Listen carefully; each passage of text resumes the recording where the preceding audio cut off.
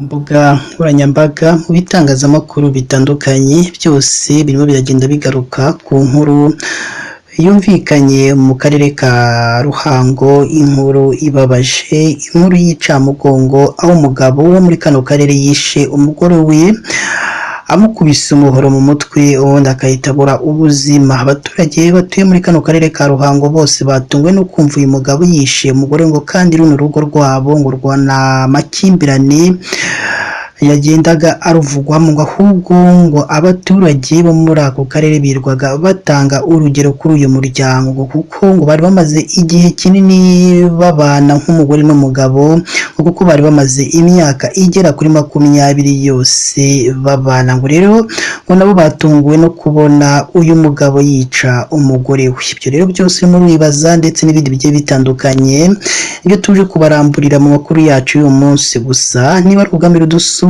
rero nawe jya musi y'iyo nkuru urabona ijambo subscribe cyangwa se abone ukandeho n'akazugira kaza nako nugasige nako gakandeho, icyo gihe uzaba ushimangiye yuko ugiye kujya uba wa mbere mu kubona amakuru ndetse n'ibiganiro tugenda dutambutsa hano kuri KN Radio.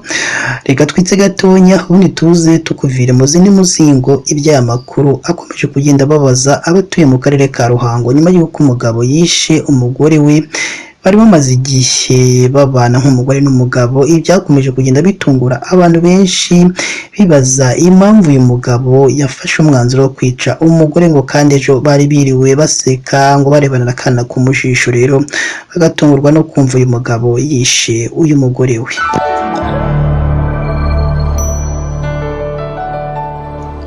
Reka nongere mbaye ikaze bakunzi ba KN Radio aho tubagezaho amakuru abarimo aragenda avugirwa mu gihugu cy'u Rwanda ndetse no hanze y'igihugu cy'u Rwanda.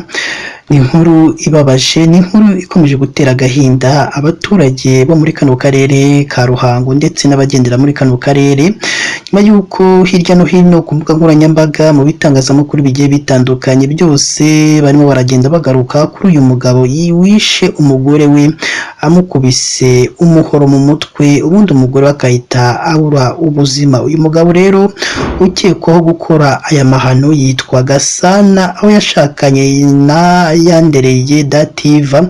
Aba bose bari batuye mu mudugudu wa Nyarushishi mu kagari ka Rwoga mu murenge wa Kabagari mu karere ka Ruhango, aho uyu mugabo akekwaho kwica umugore we Yandereye mu ijoro ryakeye ryo ku 28 Ukwakira 2024.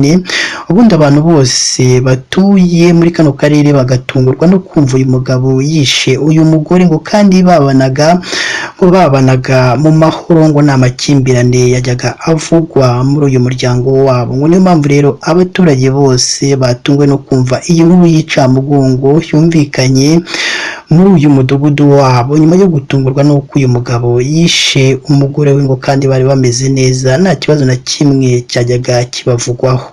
Umuturanyi rero uturanye n'uyu muryango mu mudugudu wa Nyarushishi avuga ko uyu Gasana n'umugore we Yandereye ejo biriwe bahirana ubwatsi bw'amatungo nta n'ikibazo bafite ubundi barataha, agakekwa ko kumwica byaba byabaye mu masaha y'umugoroba w'ejo hashize. Akomeza avuga ko ubusanzwe uru rugo nta makimbirane bari bafitanye ku buryo atazi icyateye umugabo kwica umugore we. Uyu watanze amakuru kandi yakomeje agira ati ubanza ari kamere umuntu cyangwa ibisazi byamuteye ngo kuko ubusanzwe nta makimbirane twabonaga mu rugo rwabo no ku munsi w'ejo biriwe bahirana ubwatsi bw'amatungo baganira neza ubona ko nta kibazo na kimwe bafite.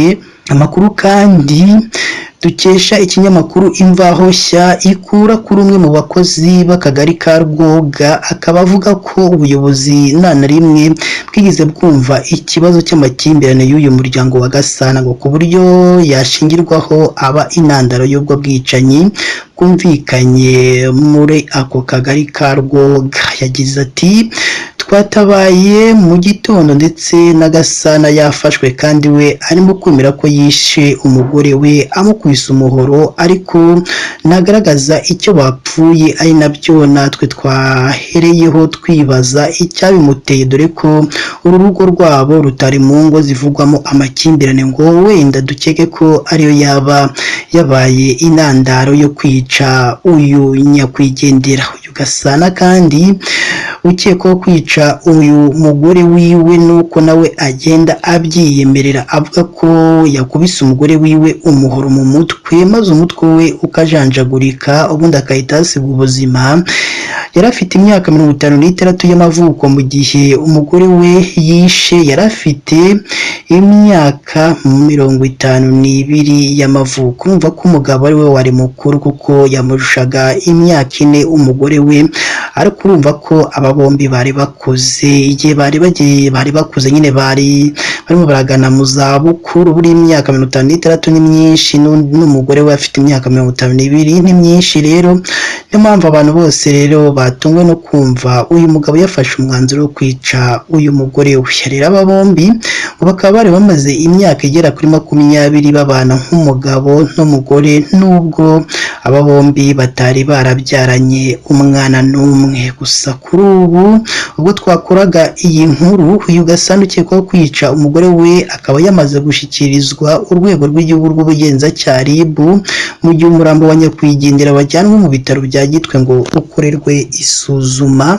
Ibikomeje rero kugenda bibabaza abaturage batuye muri kano karere ka Ruhango, bibaza icyaba cyangwa umudayimoni watumye uyu mugabo Gasana yica umugore wiwe Dativa, ngo kandi bari babanye mu mahoro, ngo nta makimbirane yavugwaga muri uyu muryango wabo. Ngo rero niyo mpamvu abaturage bose batunguwe no kumva uyu Gasana wemera ko yakubise umuhoro mu mutwe umugore wiwe. N'ubu ntabwo barabyemera ko ari we waba wabikoze, ngo gusa kuba ari we barimo kuba ari we urimo urabyemera ngo ubwo nyine yabikoze. Rero iyi nkuru irimo iragenda ivugisha abantu benshi mu bitangazamakuru byose bigiye bitandukanye ndetse no ku mbuga nkoranyambaga, bagiye batanga ibitekerezo bavuga ko ubugome cyangwa abantu bagifite umutima w'ubunyamaswa bakiriho, ati ngo kwica umuntu mwari mumaze imyaka igera kuri 20 nk'umubana nk'umugore n'umugabo undi ukamwica, ngaho ngaho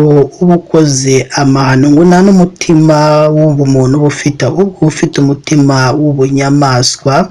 Reka rero dukomeze tubabwire ko iyi yo muba mukomeje gukurikira ari KN Radio, ishakira urukumbi ry'amakuru abagezweho mu Rwanda ndetse no hanze y'u Rwanda. Ndagushimira rero wowe twabanye muri aya makuru yacu y'uyu munsi. Gusa niba ari ubwa mbere dusuye, reba munsi y'iyi nkuru urabona ijambo subscribe cyangwa sabone, ukandeho n'akazugira nako nikaza nako gakandeho, uzaba ushimangiye yuko ugiye kujya uba uwa mbere mu kubona amakuru ndetse n'ibiganiro tugenda dutambutsa hano kuri KN Radio.